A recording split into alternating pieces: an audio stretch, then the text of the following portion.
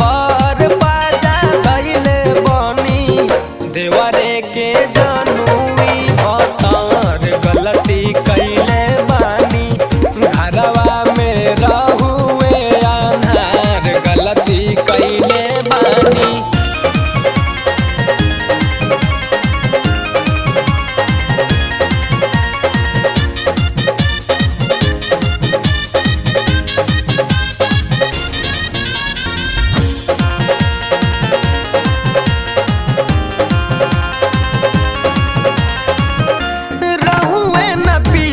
घरे रहुइया के लहो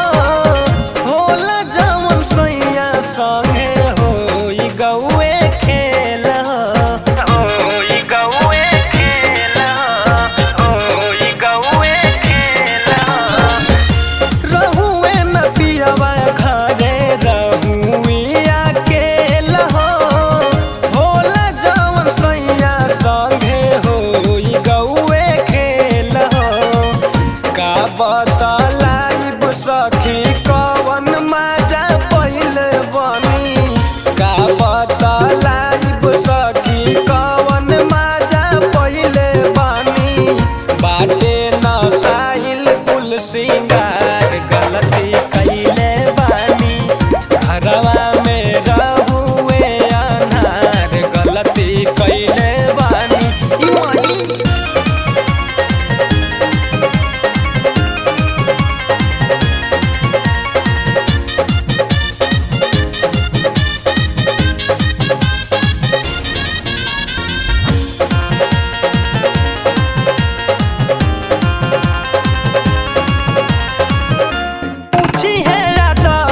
प्रदीप का हम बताई लाज लागी सोझा कैसे मुहावा देखाई मुहावा देखाई मुहावा देखाई हो पूछी है आदर्श प्रदीप का हम बताई